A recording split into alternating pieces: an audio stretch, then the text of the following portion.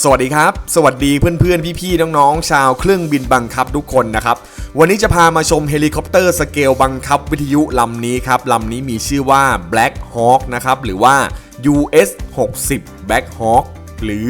US 60 Black Hawk นะครับลำนี้เป็นของป๋าเพชรนะครับก็เป็นประธานชมรมเครื่องบินเล็กม่าโป่งนะครับลำนี้เคยบอกราคาไปแล้วนะครับว่าอยู่ประมาณแสนกว่าบาทนะครับลำนี้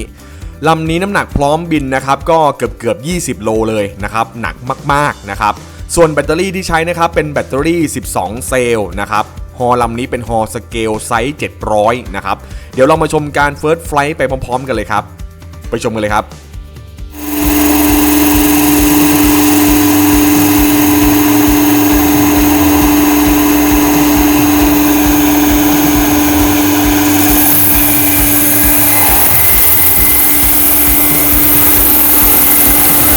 โอ้ย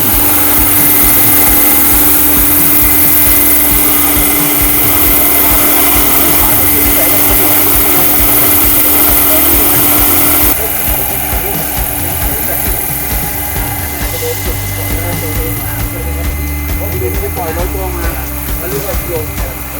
แล้วก็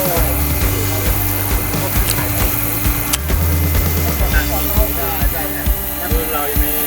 แน่ใจกันนะใช่หรือแบบนั้นถ้าไปเฟิร์สขอเวลาเล่นดนตรีแต่เก่งไงเก่งการเลือกแขกไม่ใช่รีโมทตัดจะทำมันเยอะ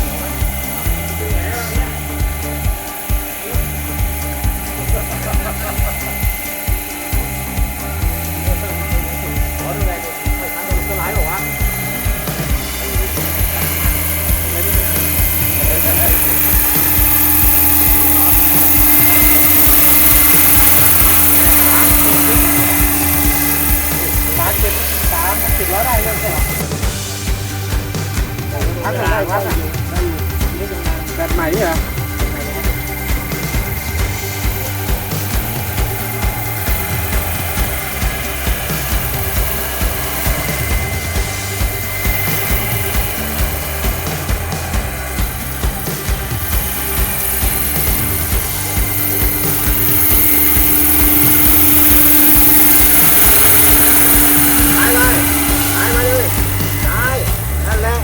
ด้วยด้านหน้าด้วยด้านหน้าด้วย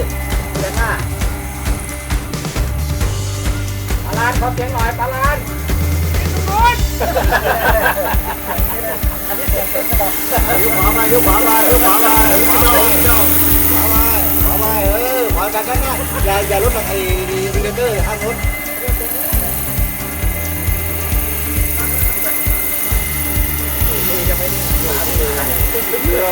เราเติมแล้วมันปล่อยงานเนี่ยก็ได้อาจจะเป็นแน่แล้วรถกระดิ่งจะกระดก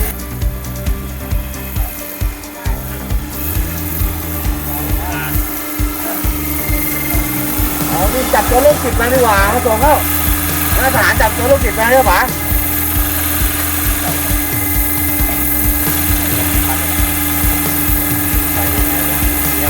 นี่ไงอันนี้เป็นเกมอยู่ที่มือป๋าไปกันมันไงมันก็ไม่ยอมอ่ะ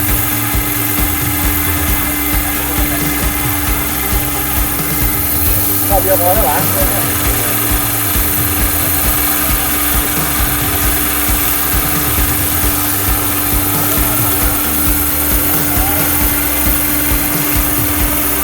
ลงเลยป๋าเดี๋ยวเด็กไม่ได้ดู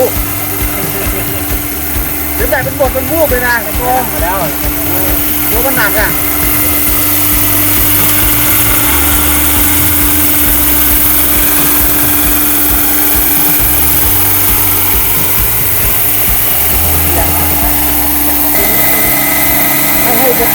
คิดลบเลยแล้วลองขับแล้วมันจะขับได้ยังไง